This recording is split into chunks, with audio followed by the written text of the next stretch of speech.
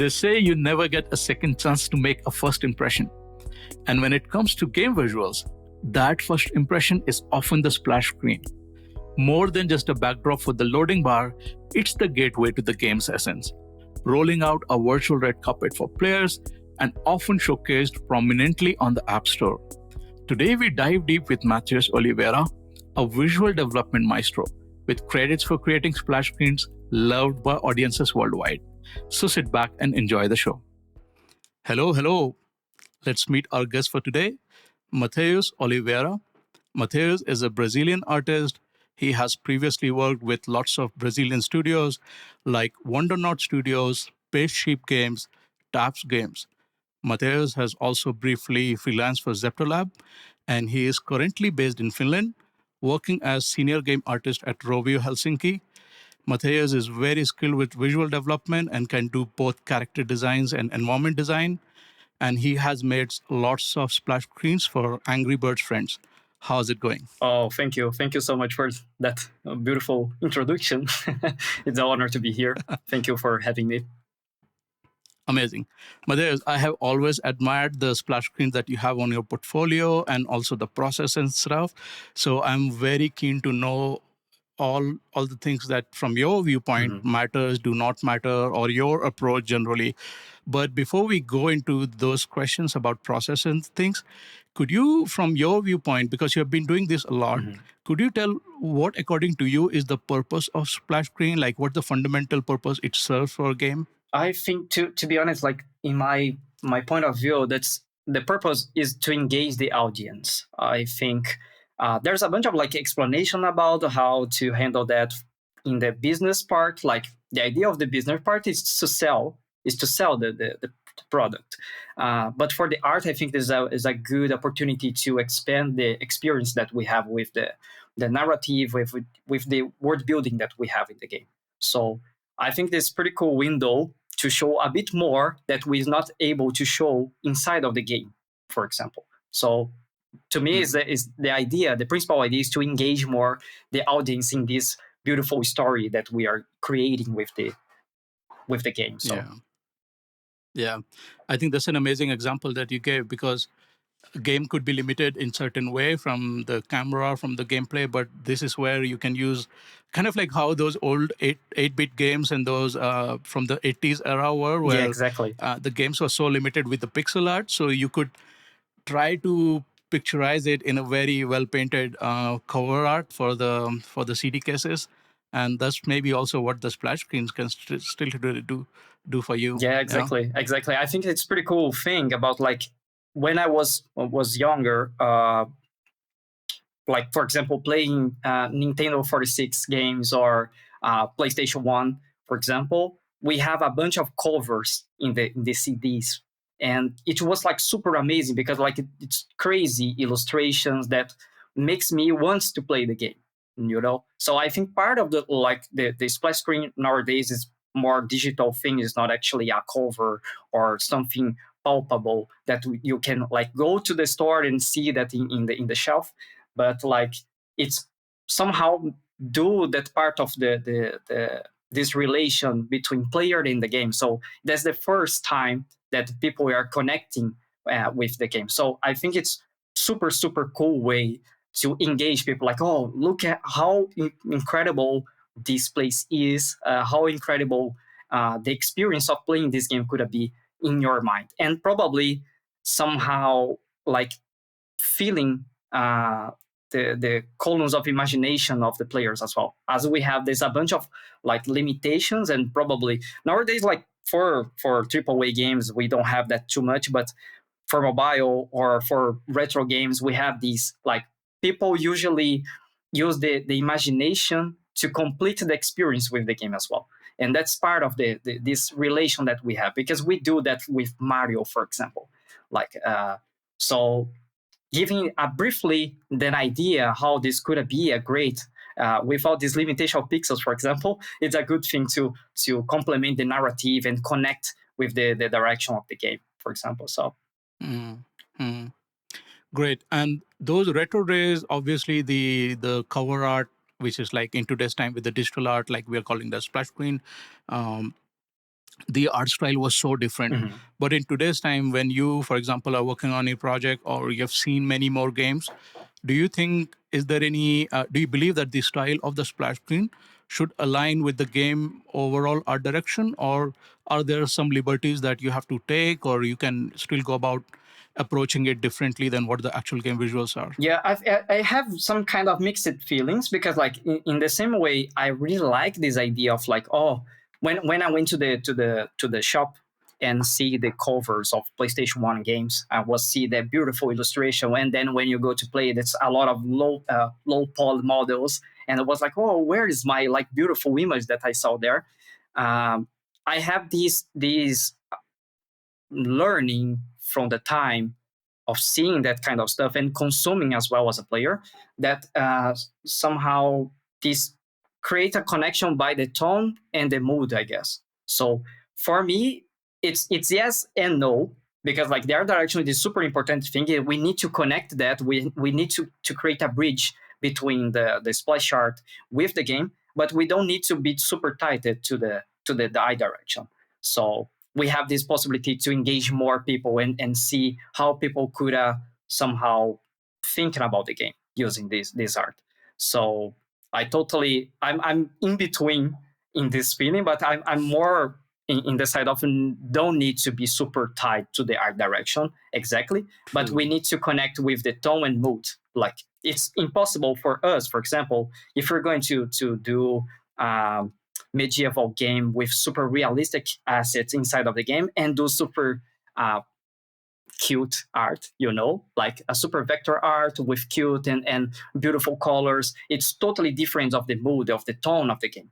And that's make let's break the connection of the player with the game. But if you use any different art style, but with the same mood or the same tone of the eye direction, I think it's pretty cool thing because like you have this opportunity to like show different ways to see that art. And recently, I'm seeing some games doing some interesting thing about that, like inviting some different artists to give a vision about the game, but totally connected with the tone and mood of the game. So that's not a alien thing, like it's not a totally different thing from the game, but it's a different art style, and it's super cool because like somehow this can be a collectible inside of the game or any different ideas to make that happens without create that kind of like separation. Hmm. So essentially, you maintain the core feeling of the game, Yes, but then you take some leverage where, let's say, you can push the expressions or the details a bit more. The rendering can also be taken one notch up. For example, the camera and the storytelling can be a bit more dramatic, and you also exactly. introduce some stuff just for the composition purpose and better storytelling about the same feature. Yeah, Yeah. exactly. That's the idea, is to expand this experience, not exactly totally separate the things. So Mm, as we have some kind of freedom to do that kind of images, uh, this gives us some opportunity to play with different ways to see that is situation that we have in the game. So especially when, for example, Mario or any other game that have a super simple, like assets inside of the game, but you have a huge and epic image as a splash art. So I think it's pretty cool opportunity to create this, like give more depth for the game. mm. And what's your design workflow like? Like, how do you start when you start on the work? Is it your own call on how you decide what you want to compose in the scene? Hmm. What kind of tools do you use? And what are the process stages, basically? And also the number of options you create in order to arrive at one final result. Hmm. Well, I have in mind, like I have two different process usually to do my splash arts. The first one is more clear and straight line, because like you go there and do some sketchings. I really like one part of the process is just doodling and take some notes. It's not about thumbnailing, but it's taking some notes basically, but like drawing, because like we are artists. So the idea is try to simulate this part of the process of the animation industry called Blue Sky. So you have this idea, this general idea of what you're going to do there. Probably that came from a script, or a game designer give you some directions that we are going to use because we need to represent some feature or some principal idea for the game. But all the freedom you have, you can use to create a different compositions or different ideas or relation between the characters that we have over there. So in this moment, I really like to do some like stickmans, like trying to create different and crazy ideas with a lot of different, because like it's doubling off 1 minute, less than 1 minute. So you can try different ideas to start to think about how you're going to like make it beautiful in the final image. And then we go like, for example, for research and have a bunch of reference in the middle of this process. Then you I think you're more clear to go to thumbnails, color key, and then like render and finalize the image. This one is my first and principal process, but I've started to use some other tools as well in my process, because like especially working with game art is encouraged me to see more about the other processes and try to use different kind of tools. So there's no much separation like, oh, I just do 2D art and I don't touch in 3D tools or programs or whatever. So I think everything is together, like everything is a tool to do your stuff.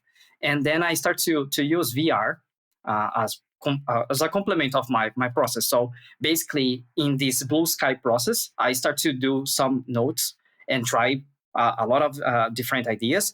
Then I go to VR, make a simple model of the basic idea of what a situation, where the characters are, and how this is going to work. And then with my eyes, I try to mimic, how can I use the camera, and how this could be a totally different composition and narrative, how I could play with this idea. Because somehow living inside of your concept, you'll have better idea how your characters are living there or experiencing the situation. And then when I'm done with this part, I move that to Blender, and in Blender I can compose, and then I have the thumbnails. So with this general idea of like this situation, I have different thumbnails, like 4.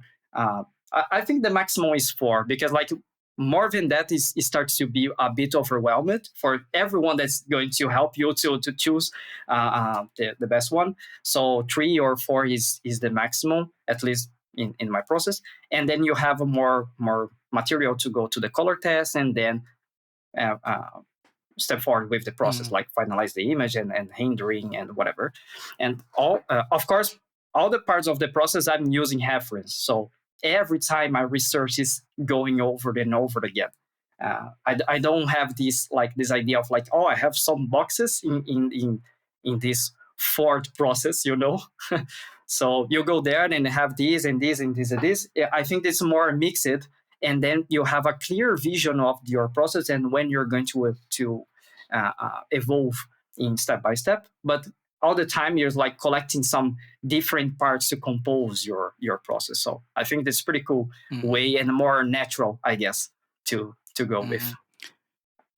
So obviously, when you're exploring these first stages, when you're going wild as a creative artist and trying around all the technological tools as well as the amount of ideas you have for scenic composition, but during those stages, do you worry about the limitations from the end result, like things which are going to be important, for example, like the device constraint, the aspect ratios, and things, for example, where the logo might go, where the company logo has to go, the progress bar, the play button? Like, do you already frame them in mind, or do you not worry about them as much and you think that you will figure out a way to find the location and things, but right now it's just about ideas and explorations? I think in the first part of the process, it's pretty similar to the animation industry, because in the Blue Sky, they don't think about constraints in that part. Like this part is just like brainstorming different ideas, different possibilities, and then we start to think about how we're going to handle that difficulties of adapting that art for the limitation that we have. But after that, I already start to think about these limitations, because I think it's a funny thing. But if you don't mind this limitation, like the logo place, the aspect ratio, the loading bar, for example, you're going to have something that I call Michael Wazowski problem. I don't know if you remember, but in the final of the first movie, Mike Wazowski and Sully was in the cover of the magazine, but Mike was covered by the barcode. So that's basically and literally going to happen with your flashcard. So if you don't mind how everything is like in the screen, because it's part of your composition as well, I don't think we can forget about that.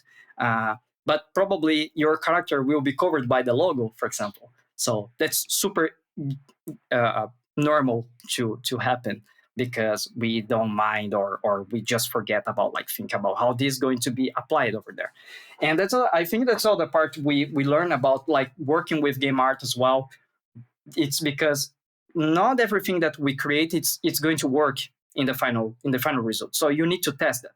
Like even though it's, oh, I have these CADs, I go through all the process. I talk it with my colleagues here. We try to see everything. That's my concept is beautiful, but when you put that inside of the game, there's a bunch of constraints that will appear up there. So you just need to test that and see how this is going to work. So basically, to avoid Mike Wazowski issue, you need to consider this constraint, So yes, like Yeah. especially in a thumbnail, I think there's the part that I start to figure out the composition as a whole thing, as a final result inside of the game, not actually just a beautiful image in my computer, Mm-hmm. Yeah, that's an amazing metaphor. I'm gonna use it if I ever get trapped in this kind of situation where I have to give an example about the Mike Wazowski kind of scenario, and that is great. That is great. And from your line of work, like the way you approach, and obviously you have your own taste and style and things like these.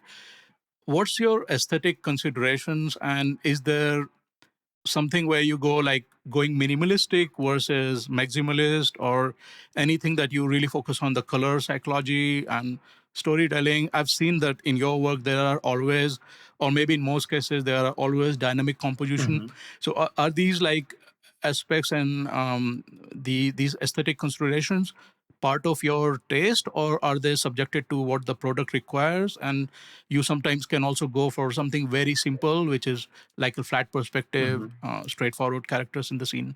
I think that's a tough question, I guess, because, for example, when we're going to do a splash art and we have this idea of like how could I expand this experience of like doing a great image for the game, we could have this as a possibility to create something different or something slightly new for the game as well. So, for example, when we are talking about like Angry Birds, we have this flat composition, and it's super cool if we have more dynamic composition, because it's a different thing that we're going to see inside of the game. So basically, it's more it's pretty more cool to the player to see that.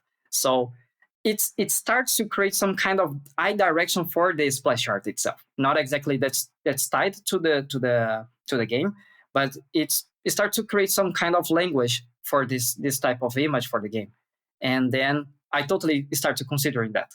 I think the principal thing is about like the mood and tone that I said before, because we need to somehow continue with the idea of the game. So, if our theme is a super enjoyable thing, it's super lovely, cute, and funny, and then it's hard to use darkest colors or a huge contrast, like it's because it's about the mood, it's about the tone you're creating with your image. So I think the principal aesthetic consideration is about like how could I reinforce this idea of the game without like broke this bridge between the game and the splash art, and especially reinforce the message that we have with the game as well. Oh, that's super silly game. So yes, I need to be silly with my composition as well. I need to be silly with my colors. I need to be to be more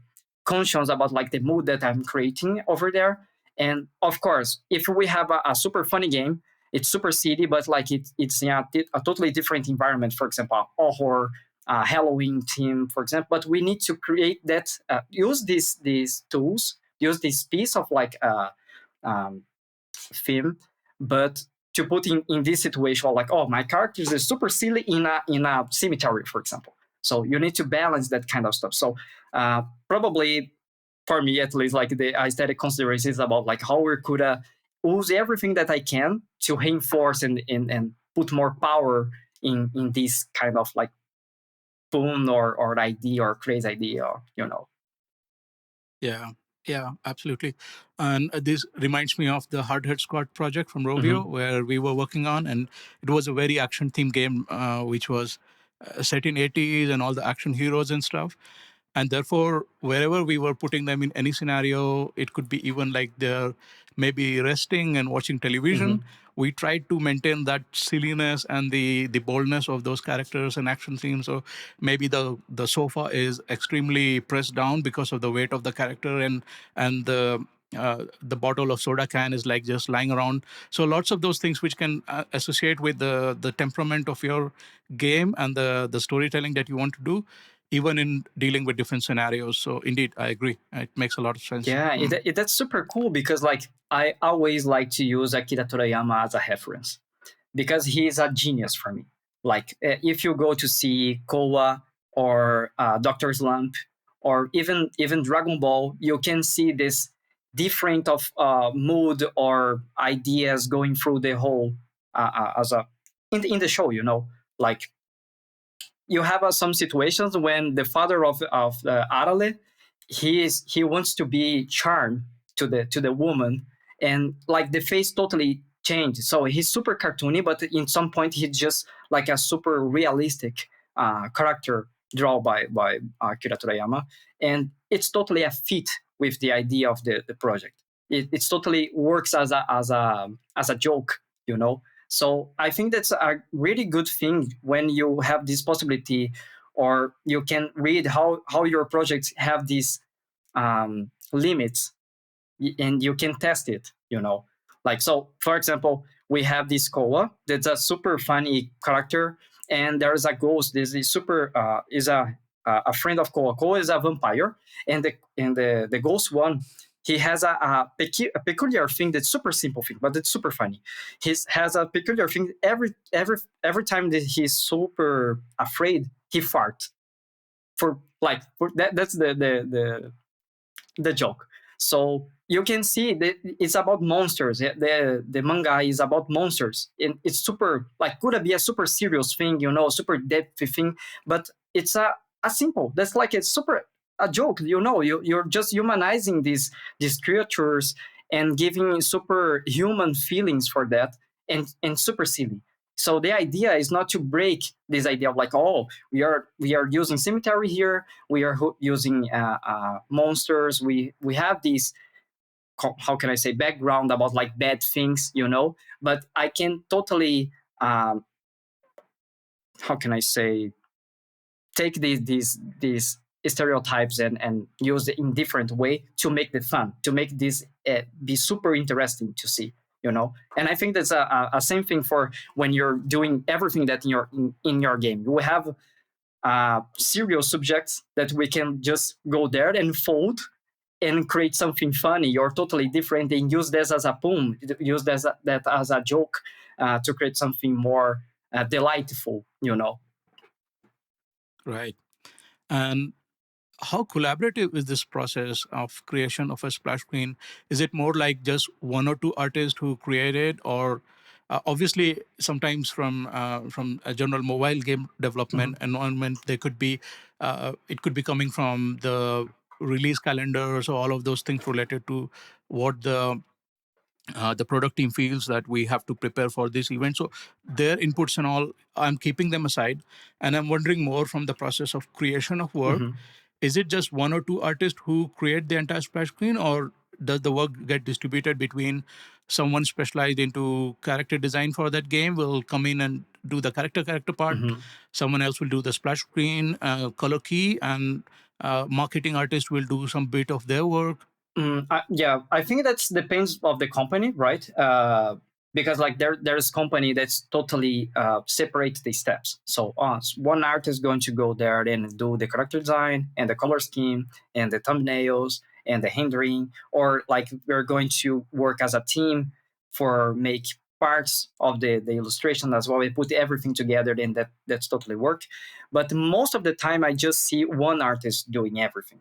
So from the beginning to the final, like we have these need of like character design and environment design, but it's part of the game usually. Like usually they have this ready, and you have this as a consultant, uh, uh, like like image as a reference that you can use to do your work, and then you have this idea of like proportions, colors, and what's the how the character in the turntable, and you can see everything that you need, and you can use everything that you need to do the art. But mostly like one, like it's super hard, but like sometimes two artists doing a Mm, whole image. mm, mm. Agree. It has to be. I mean, maybe you can do a bit of like work sharing but there has to be one person who is gonna own the entire vision about this Yeah. thing and lead this all entirely. So yeah, they may get some support for example, let's say the splash artist is not the best character designer. Mhm. In that case, maybe they will still own the entire work, but maybe they will do their loose sketch of the character, and then they will rely on the character designer's abilities to put that character into the right model and make it for example, either in line work or in 3D modeling. So yeah. Yeah. I think it's, even though like it is just one artist working in this image, that's a teamwork thing. So every time you're going to show some progress, you have some feedback. So probably there's a character design that's going to see there and see, oh, probably there's a little bit of model. You just need to adjust that, and how we're going to thinking about like the other aspect of the image as well. So composition or rendering or illumination. So a lot of different parts of the process. There's a bunch of people just seeing, and I think one great thing about it as well, that's collaborative way to work, is not even artists could give some like feedback about this. So even though like the game lead or the game designer or the level designer, the QA could say like, oh, maybe I don't like too much this idea, or we could have put that in this way because like can reinforce this idea that you have. So the idea of have collaboration is not like about, oh, I'm just going there to hear my artist friend saying how much I'm great doing my stuff, but have a real vision about like, oh, maybe that art is not working as we expected, because we have this vision of artist or player or whatever. But when someone outside of your point of view, uh, how can I say, see the same thing or see how could improve the process, it's a pretty good thing. And I really like this collaboration process of like improving the work. Yeah, I agree. I mean, not just on splash screen, but almost everything related to game art. The outsider's perspective sometimes bring in so valuable insights, Yeah. which maybe the entire art team has been working. Like you said, I mean, we have been like we as an artist, we think a lot. Obviously, I mean, we also take care of a lot of stuff and Mhm. absolutely create the best from what the team can really do. But sometimes we get really very attached with a particular, like, let's say how the character is looking so great, or the color scheme is looking good, so we start to evaluate more from that standpoint. Mhm. And then sometimes someone else, like for example, how you said, like a level designer can come in and bring in a very critical point about why this thing is working and not working. Mhm. And it could be like, oh yeah, I completely forgot about it, and yeah, it now no longer makes any sense. So Yeah, that's cool. That's cool. but in that case, yeah, in that case, like, what's the typical review cycle? What's the approval basis for your work? Like when you're doing it, for instance, game lead, art director, product IP owners, marketing lead, who all need to give you a thumbs up in order to confirm that this splash screen is moving forward. Most of the time it's just the art direction. Like the art director, you're Mm. going to give your the thumbs up. But I think this idea of a collaborative environment, uh, there's create some kind of like general thumbs up, like see if the team is okay with that, I think we are okay with that. We don't have too much problems with that. But probably the eye director will give more super, like you're going to there in the pain point, like, oh, maybe that color is not going not having this readability that we want, or how we could like improve this render here and this kind of stuff. But probably when we are sharing this with your team as a whole, you have this general thumbs up, and I think that's the best process, because it's not about like, oh, I need to please that people, like I'm going to show my art for that art direction. If the art direction loves it, it's okay. Like the idea is to do something to the game, to the project, and everyone is working in the project as well. So I think people like to be part of the process, and it's super cool when we have this kind of exchange of experience. And when everyone is thumbs up, we are thumbs up. Yeah, yeah.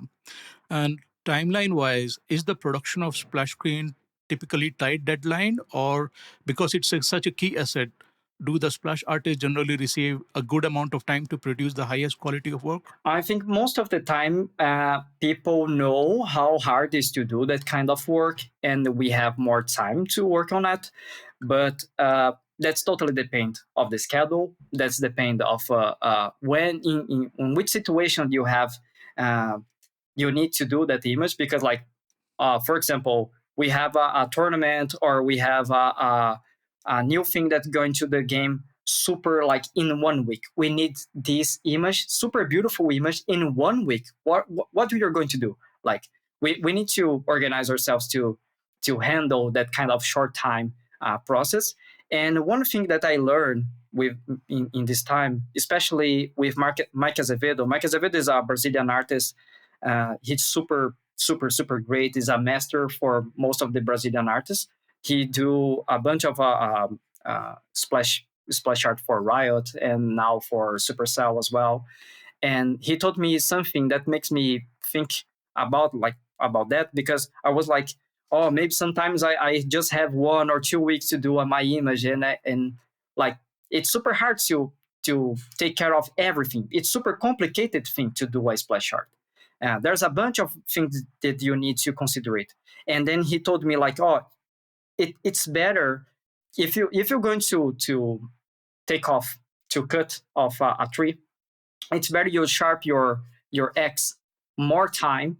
You spend more time sharpening your X than and take the tree with one hit, instead of like trying to sharpen just a little bit and try with the brute force. So you need to respect the process, and then you make it works like inside of the time that you have to do that thing, and probably you're going to have a better result in the final. So that's the idea. I think the best time that we could have to do an image is barely 1 month of work.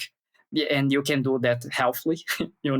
So with good sleep and good food, and with the whole Yeah. process. But like, if you don't have that much of time, you can just try to be care of the process and do that as better as we can. Mm-hmm. So I'm gonna use your metaphor on what you just described about the, if you have to cut the tree, then you spend most amount of time on sharpening the X blade, Mhm. and then you do the hit. let's say like every picture has a key message, isn't it? Like every visual, every artwork that we create, it tries to communicate something. Mhm. And I believe that this is equally integral and important for a splash screen. Like you are doing a lot with the splash screen in order to promote your game, like we talked about, make it appealing. You also show the game elements, you show what's the storyline is and everything. But still every splash screen tries to tell one key message. Sometimes, let's say, like what you said about, like, we are introducing a new tournament to the game, Mhm. or a new feature is coming in, and then the splash screen purpose is to emphasize on that and has to focus around it. So how do you arrive at those key message, and is that something that you are solely responsible by yourself, or it's a lot of discussion where you do? So basically sharpening the X before hitting the tree, how much of energy and effort goes into what do we want to tell from that key picture, and here is my idea, how about we do this, and agreeing on those things before actually jumping into starting to make any production. Yeah, I think that's part of my other answer about like this collaborative environment. So the discussion about to begin some idea or feature or whatever, I think even if I'm not a game designer, but I'm part of the discussion as well. I need to understand and have the feeling that the people is trying to create over there. So if you're going to the splash art and we need to reproduce that kind of like connection or message that we need to put there, we have this background, so that's easier way to start to sketching or have an ideas. But I think the principal thing is about like have this conversation with the team. So the level designers or the game designers or the art direction, the game lead, or even though the developers could have be part of this conversation, because everyone is doing the same thing. We are doing the same project. So the idea is not to like, oh, we have this feature and do whatever you want, but like using like we just need to have this feature over there. That's okay. No, I think the idea is to put everyone in the same page. So with this exchange of information, we usually have this like X more sharply, so everything is together, everything is cohesive with the idea of the feature and the splash art. So I think this is more about like this collaboration thing, instead of like, oh, super, I have the recipe of the treasures here, so Mhm. just conversation, Mhm. Yeah, yeah. And obviously you work in an environment and you work at a workplace where you have lots of creative Mhm. people. They're very professional, they know a lot of things, they can visualize a lot of things. But is that artistic struggle of, like, I mean, in many cases artists create some really crude thumbnails or make some very rough Mhm. sketches to project about a vision. And in those cases, if you're making 4 to 5 options, let's say, as a scribbles, and you believe that one of that scribble has more potential, but it's not convincing Mhm. the art director to choose an option to proceed forward because of the looseness in it, or because the details are not detailed out yet. So are there these kind of challenges that come in the early prototyping when you are trying to make a sketch and it's not getting validated, but you personally believe that if this is approved, I know I can deliver the end result in the expected quality? Yeah, I think yes, that's super common thing to happen. I think there's two ways to handle that kind of situation. Is the first one is basically, I think that it's part of the experience. You just need to understand what exactly the environment and what type of people that you're working with, and because there's different people that going to have more, will be more sensible about these. Like, if you show some sketches, people, you understand that it is as a sketch, and people understand that's part of the process of doing something, and then uh, that I think that's part. You start to understand what exactly the point of your sketch or the process you can show, that you're going to show the people the real um, value of your piece, and the other part is just show something that you're proud of, like you're going to show three versions, make sure that you like the three versions. Make sure that's the best three version that you can do.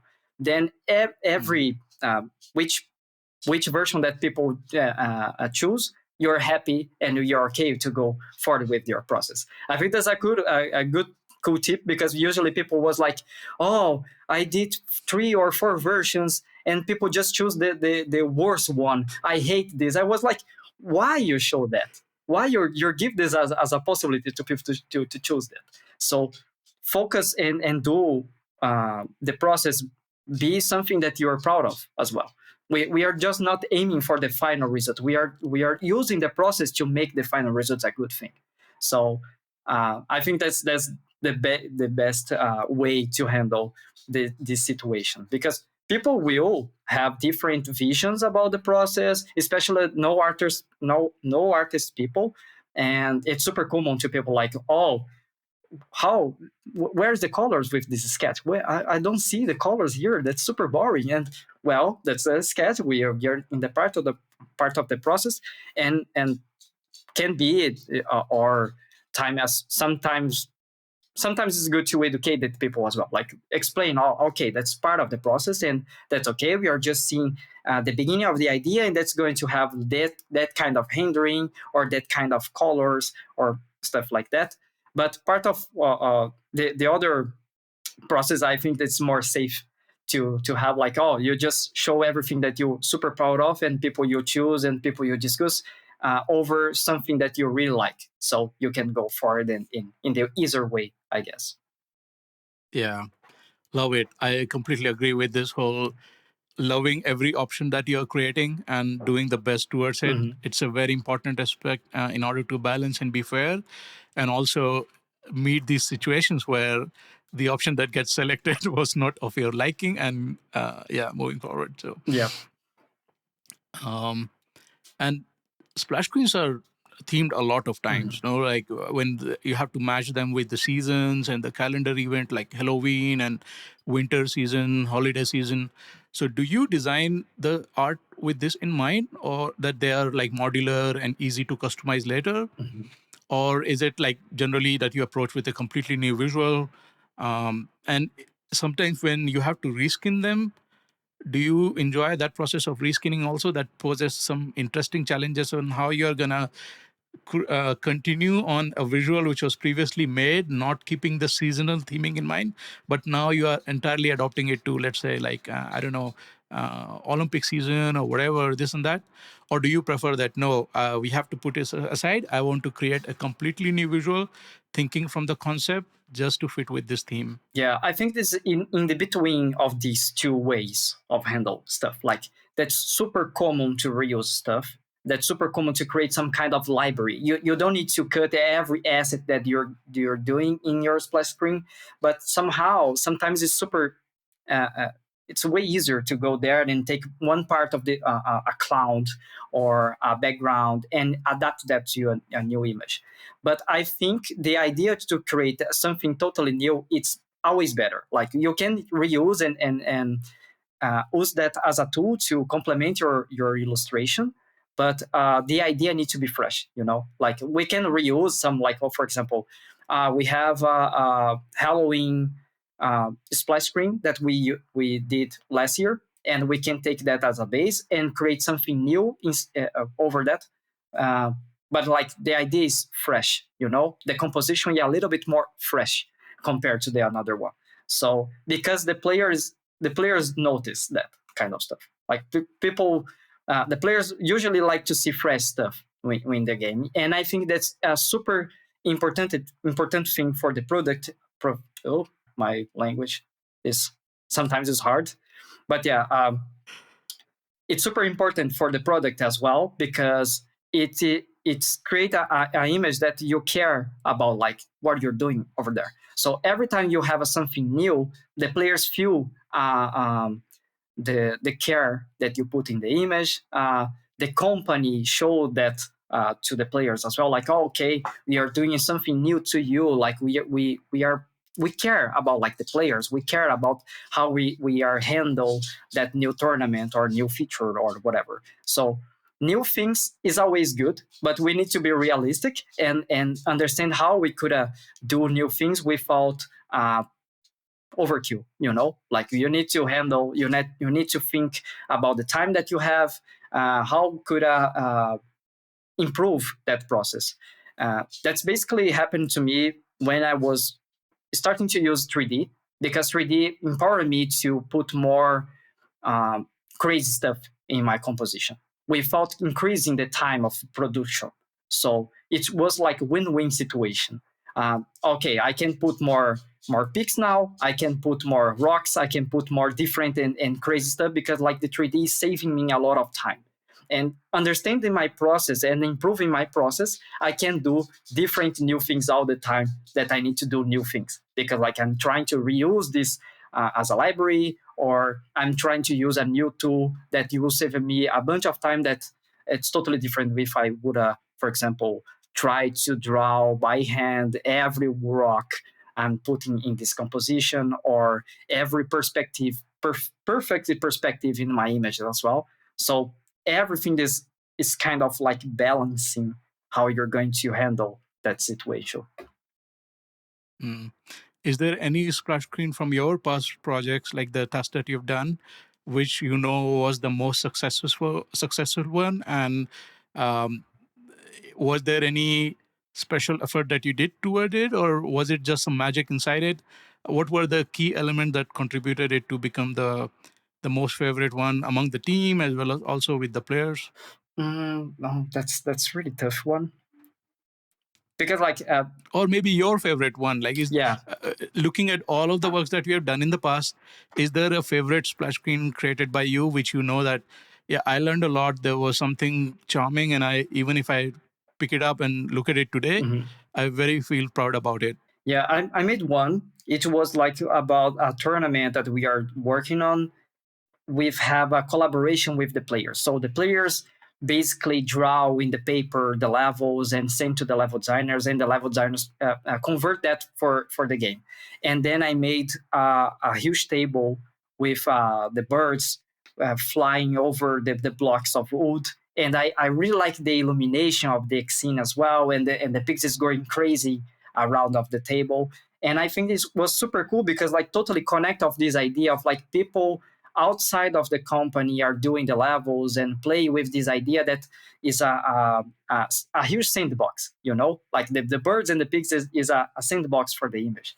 And at least that's my favorite one. And people usually like that one as well, that it won an image that I don't use 3D at all. Like it was like basically magic. I went to the flow and just go, and the image was done. I was like, oh, that's kind of magic thing.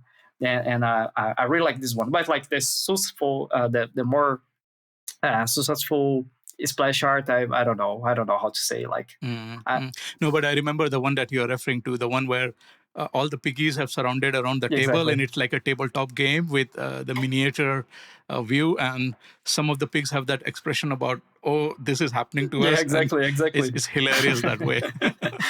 Yeah. What are the let's talk about some mistakes. Mhm. What are the things which someone should avoid incorporating into a splash screen? What are the things which can lead to a failure, like a pitfall? Um, I think there's something that I really love to thinking about, and I think I learned that with Nintendo, is about like you don't need to go super crazy with stuff to be good. You don't need to complicate things to be good. So I think one of the principal things that I learned about doing splash art is about that. Like you don't need a super depth history or idea or crazy stuff to have a good image. You can be simple. Like the simple is good enough to make something cool. So I think that the first one is that like don't complicate your process. Don't complicate the the colors that you're going to use. Don't complicate the number of lights that you're going to put in your composition. Don't need to complicate too much your composition. So simple ideas could have the possibility to make everything super, super sharp and beautiful. for your image. And then another one is about like the process itself. Like you don't need to jump the steps of the process. I'm fighting against that all the time, like because I want to see the final result as soon as possible. But that's the thing that Mike told me about, like the X. I need to spend more time sharpening my X. Sharpen my X is about like I need more time thinking about the color scheme of my image. I need more time thinking about the values. I need more time thinking about how the light will it works better here, and not just thinking about the hinder, because like I think part of this word of the splash arts, uh, especially because it was super popularized. I don't know if it's a word, but it's a popular thing because of the riot, so everyone is super passionate about like the hinder they have over there. Oh, these metals is super realistic, and we love this kind of stuff, so people just forget about all the other parts that make the image beautiful as well, like the composition, the lights, the idea behind of the image as well. I think that's more important thing about like the splash art is about like what the story you're telling here, what are the idea behind that, and not exactly about like the hinder. The hinder is polishing, is just the the spice you're putting in the final of your plate, uh, so I think that's the principal thing for me. Avoid mistake is about like respect your process, respect the time you need to do the thing, and ask for help. Like if you need, you can go there and talk about your constraints or problems that you're having with your process, with your art director, with your friends. Uh, like you don't need to handle everything alone, like that's part of the art community thing. Everyone already had these kind of problems, and that's okay. You don't know like the how to handle or how to do the best composition ever, or the best combination of colors, because everyone is struggling a little bit of this, and everyone is evolving, like trying to be the best of themselves like every day. So I think that's part of the thing. Respect yourselves and respect the process.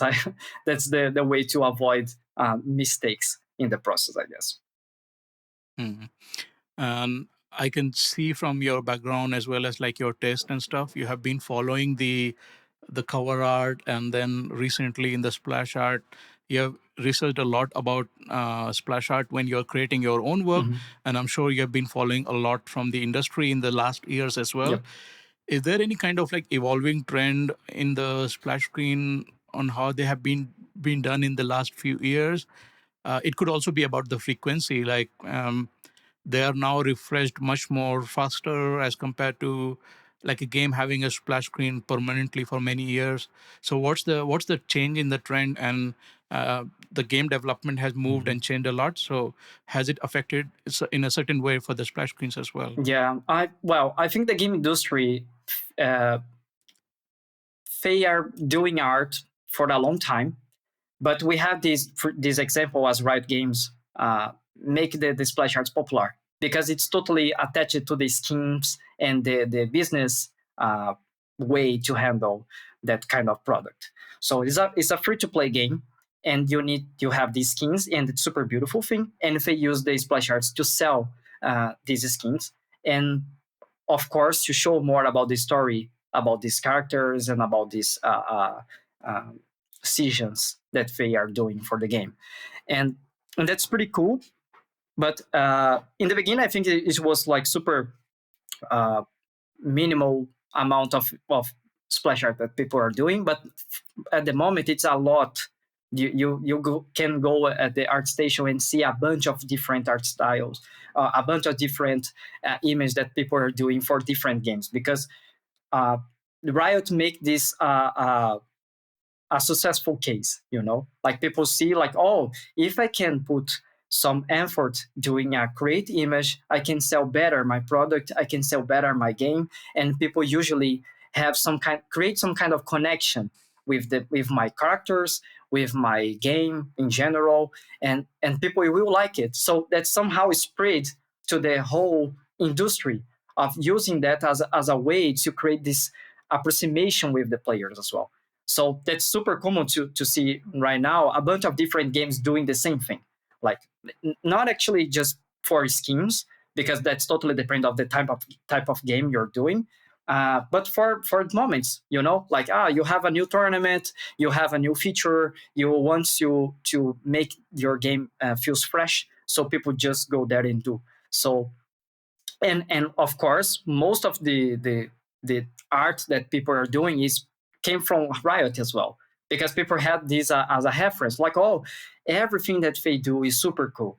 Everything about the composition, the color, the hindering, and how the characters are the principal actors of these scenes as well. It's super cool. So how could we use that to improve our experience with our product or game as well? So I think that's the Riot basically create the trend, and then I think at the moment it's starting to create some ramifications, because there's different games like cartoon games as well cannot use the same language as Riot, because Riot have another mood, another tone that's came to the beginning of your conversation about like how people connect these images with the product we have, the image with the ideas in the story we have in the game. So nowadays it's super easy to see super funny and colorful and crazy image. It's not about like just a super bad guy and bad woman with huge muscles and power, like, because it's totally attached to the game. But that, I think that's basically the train that was created, and now it's just like going forward because it's super cool for everyone. What's your prediction for the future of splash screens? Do you foresee the role of splash screens evolving with the advancement in technology, like with the rise of AR and VR? Do Mhm. you see the splash screen adopting to these sort of platforms also? Yes, totally yes. I think, as I said, like I use VR in my process to create the images. But for example, if we are talking about like VR games, we are not going to use the image. Like probably there's a scene, like, but that idea of like you're presenting your game, you're presenting a situation there. I think it's totally doable these days. So when you put your VR and waiting the game to load, probably you will be in a in an environment that is like something is happening in while it's loading. So that's somehow the way people use splash arts these days. So I think Hmm. that's probably going to adapt for the uh, more ways to apply that kind of concept of splash art, not exactly the image itself, but different ways to show this idea of like presenting more characters, situations, and making people more engaged with the game. Hmm. In your work as well, I've seen that you just don't rely on a static screen, but there is some sort of like a motion graphic test that you do on your work. Is that on purpose for the actual functionality and implementation, or is it more like just in order to put you into that world and imagining it, and those are the trial and test runs that you do just for yourself? I think it's part of two things. Like first, because I really like this kind of stuff, so I'm super interested with different ways to do art and animate and stuff like that. But for the players, I think it's pretty cool as well, because when we have something slightly animated, or especially because like did that in the past as well. Like I don't know if it's a thing nowadays, but like in the past, when you're going to play League of Legends and we open the HUD, you have the splash screen animated. It's super cool because like, oh, that's wow, that's alive. So that's pretty cool, and I think that's totally work for marketing side as well. Like even though like if someone is waiting to the mobile game load, and something is like animated, it's pretty cool because like that's interesting how this could be more and more palpable. And as you said about the immersion, you know. So I really like this kind of Mhm. stuff, and I think that's pretty cool Yeah. to have. No, and I enjoy to see that in your work, and I'm sure, like you said about the marketing, like it can bring a lot of value to even the ads and trailers or which you're launching. So something moving, it's very cool. Yep. What, and this is more like a closing question. Mhm. What are your favorite splash screens? Something that inspires you and you admire a lot. It could be also out from mobile game, just in general. Yeah, I separate some images here that I probably can send that to you as well. But I have three favorite artists that mainly do splash screen. The first one is Mike Azevedo because it's Brazilian, and he just basically present this word to a bunch of Brazilian artists as well, and it's super cool to see someone so humble to show the process and teach people how to do the thing, and everything that he does is super beautiful and lovely, and he has a company nowadays called Mars Studios that is doing some stuff for Arena of Valor and Supercell for Clash Royale and some stuff for Riot as well. And everything that these people do, I just love. You know, like everything is super beautiful. You can see the care about the art. You know, the craft of art. So everything is super cool. And there's another two artists that I really like. It's Suki and Victor Mauri. Both was working at Riot. And Suki has an image about V. That there's a character from League of Legends, and V he's fighting against a golem, a blue golem. That's a part of the feature in the game. But in the game, it's like it's super teeny in the screen. It's super common, like, oh, you go there and kill this monster and you have a buff, so you improve in your gameplay. But he made the splash screen something super epic, and that's the thing, like we can discuss about and see more about what we are talking in this image, because he's basically expanding the experience. Like the character and the golem have the same size in the game, but in the splash screen the golem is huge and the character is super teeny. Like, oh, I need to defeat this giant, and it's super epic, and like you can do that.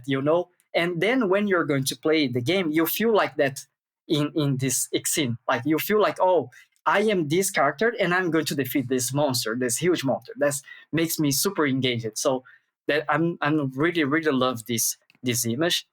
And Victor Mauri have another one from Warwick that I really like the hinder, and I really like how simple is the composition. Like uh, mostly of the splash arts from Riot is character um, focus.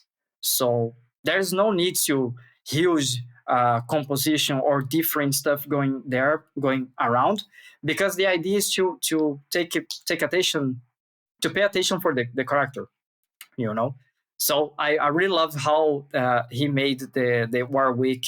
He's super close to the camera, and even though it's just one character, no much motion, you have a lot of depth. You have a dynamic way to see the character. So there's a bunch that we can like learn about this kind of composition. Again, that's super simple and super well done, and make you feel like, oh, that's super aggressive, like you totally understand the character, and that's cool for me. So I think that's one of my most favorite images in the all time, I guess. Amazing. I think this was really very insightful and such an amazing experience talking to you about Splash Screen, and we learned a lot. So this is the end of the episode. Thank you so much, Matthias, for your time and the great insights. Oh, thank you so much for having me again. Like I'm honored to be here and say something about my time experience with the splash art. but it's super cool to be part of the project. So all good. Thank you. Thank you so much. It's my honor as well. And I'm going to link your ArtStation and LinkedIn on the description so people who want to connect with you, they can reach out. Thank you so much and have a great day. Thank you.